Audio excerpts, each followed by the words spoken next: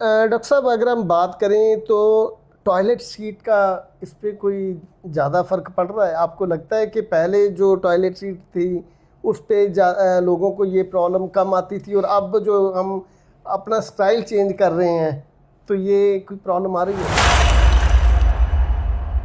Over eating की वजह से लोगों के वेट बहुत ज़्यादा बढ़ते जा रहे हैं। ओवरवेट की वजह से नी पे लोड ज़्यादा आता है, उसका कार्टिलेज यंग एज में ही घिसना शुरू हो जाता है।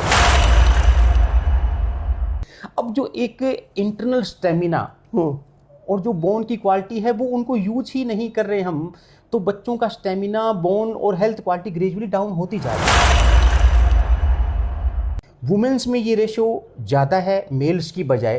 क्यों? क्योंकि उनके हार्मोन्स जो मीनोपॉज के बाद जब शट डाउन होते हैं, सारी बॉडी की साइकिल ही चेंज हो जाती है। देखिए, इंडियन कल्चर में रहते हैं आप, तो इंडियन कल्चर के हिसाब से उन चीज़ों को देखते हुए चलें, जानबूझ के मॉडर्न मत बने। 80% पेशेंटों में सिर्फ और सिर्फ मीडियल कार्टिलेज घिसता है, घुटने के अंदर का हिस्सा, तो उसमें इतना छोटा सा मेनिस्कस लगा के उनकी लाइफ को वापस 20 से 22 साल के लिए वापस ठीक किया जा सकता है।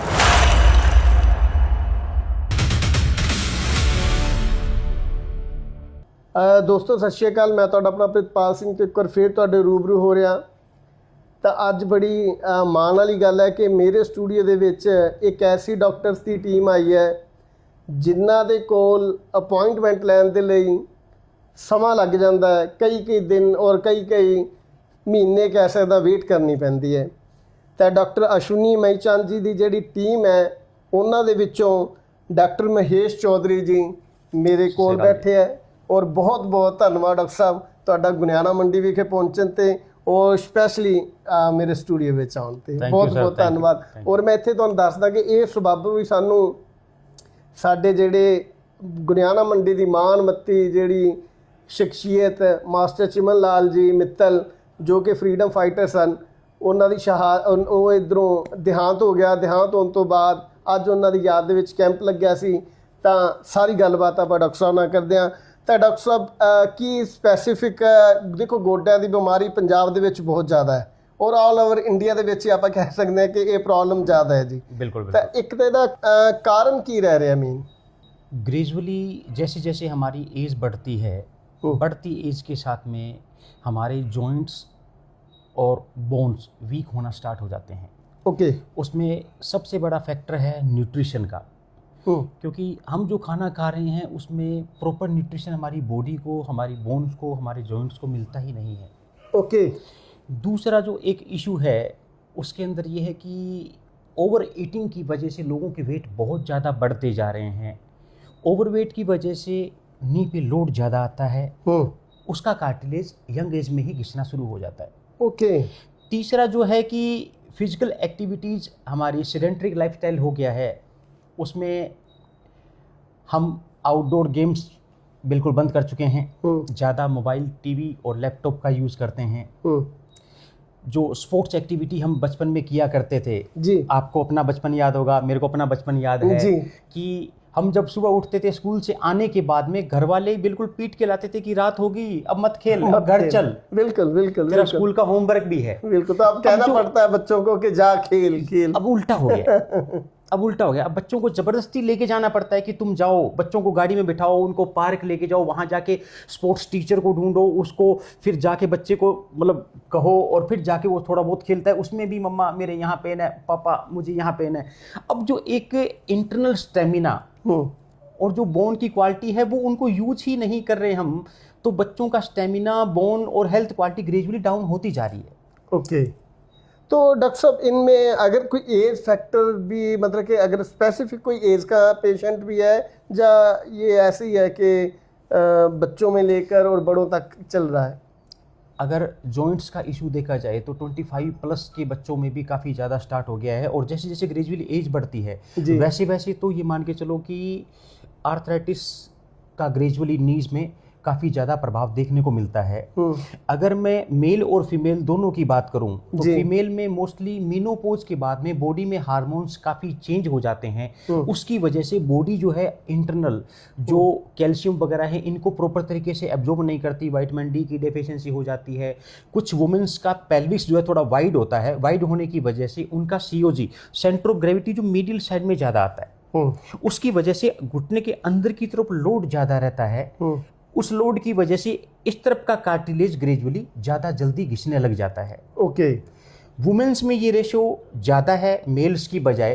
क्यों? क्योंकि उनके हार्मोन्स जो मीनोपोज के बाद जब शट डाउन होते हैं, सारी बॉडी की साइकिल ही चेंज हो जाती है। वो साइकिल चेंज होने की वजह से बॉडी का टोटल मेटाबॉलिज्म बिल्कुल डिस्टर्ब हो जाता है।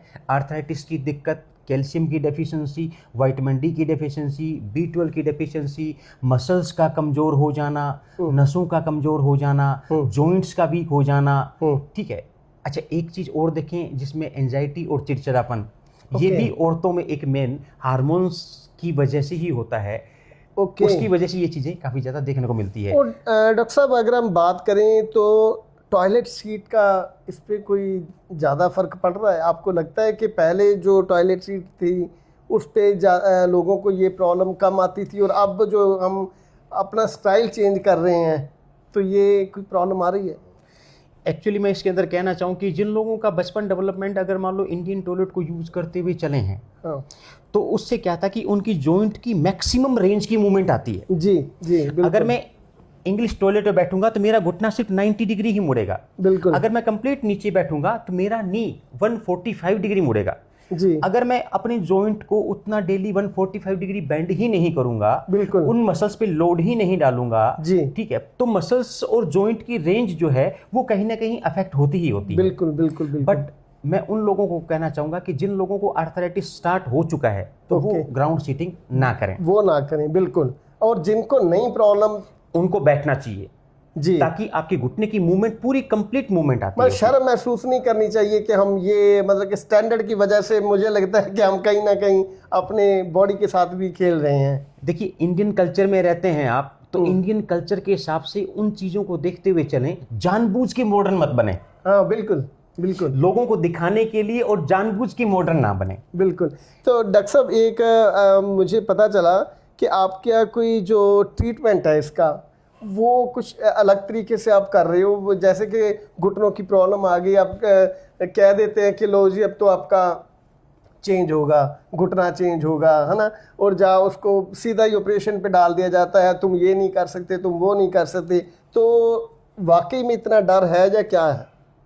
देखिए, इसमें क्या है कि ज़्यादातर हमारे जॉइंट के मीडियल साइड का कार्टिलेज सिर्फ वीक होता है। थोड़ा पेन जब स्टार्ट होता है, ठीक है, तो पेशेंट काफ़ी जगह घूमता है।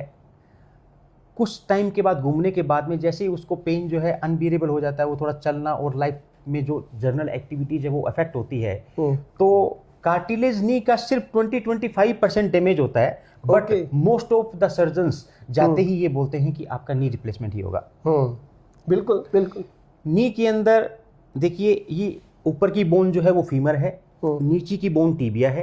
इन दोनों के बीच में एक मेनिस्कस होती है जिसको देसी भाषा में अपने कह सकते हैं कि गोडे दा ग्रीस। हाँ बिल्कुल, ये बात दो हिस्सों में होता है। अंदर की तरफ का जो घुटना है, जो अंदर की तरफ है, उसको मीडियल मेनिस्कस कहते हैं। जो इस तरफ का है उसको लैटरल मेनिस्कस कहते हैं।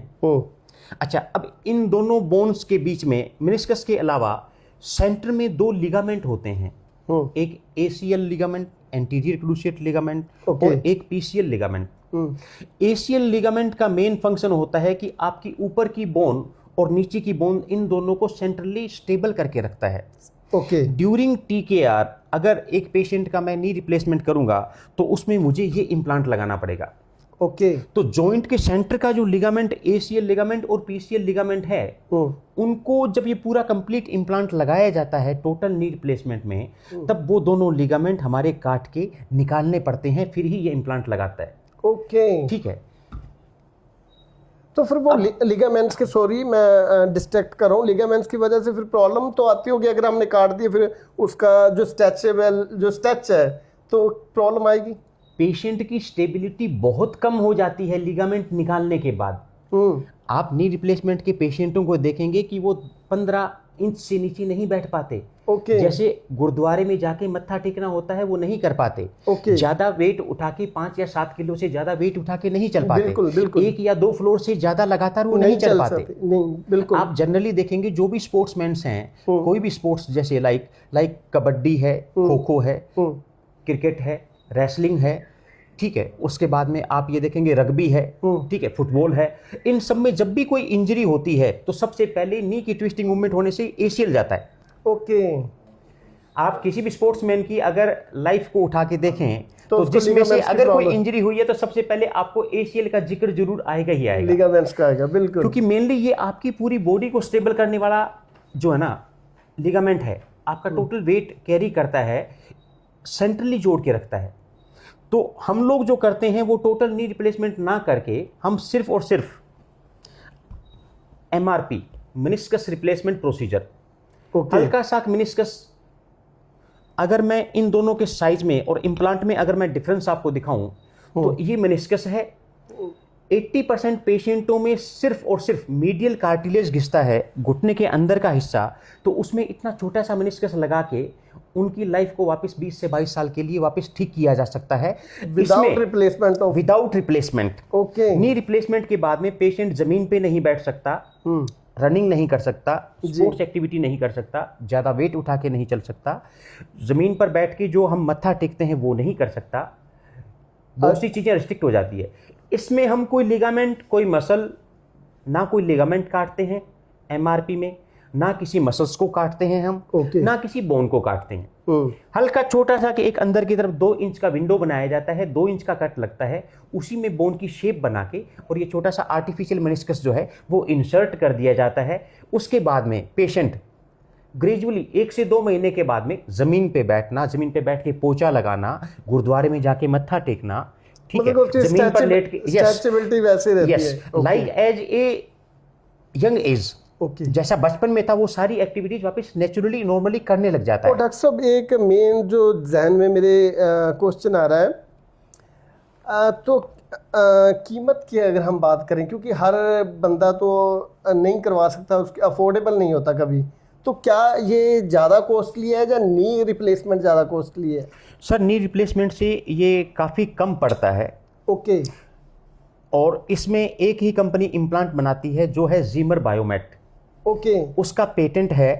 अच्छा, एक मैं आपको खास बात बताऊं कि ये इम्प्लांट उसी को दिया जाता है जो इसका सर्टिफाइड डॉक्टर होता है। ओके। कंपनी इम्प्लांट उसी डॉक्टर को देती है, ट्रस्टेड डॉक्टर को देती है, जिसने प्रॉपर तरीके की ट्रेनिंग लेके, उनके अंडर सीख के, उनके साथ काम करके, बिल्कुल जब उन्होंने उसका एग्जाम ले लिया, उन्होंने देखा कि he is the right person for the implant. अभी इनको, क्योंकि वो कंपनी अपना नाम नहीं बदनाम करना चाहती, वो ये कहते हैं कि हम एक ही कंपनी है जो एमआरपी का इम्प्लांट बनाते हैं, अगर आप अच्छे से नहीं करोगे तो नाम बदनाम हमारा होगा। इंडिया में बहुत ही कम डॉक्टर हैं जो ये एमआरपी करते हैं, क्योंकि इसमें ऐसा कोई रोबोट बना ही नहीं कि जो इस सर्जरी को कर सके। ओके। अगर मैं टोटल टीकेआर की बात करूं तो टोटल टीकेआर में तो सारा 20 मिनट्स का है।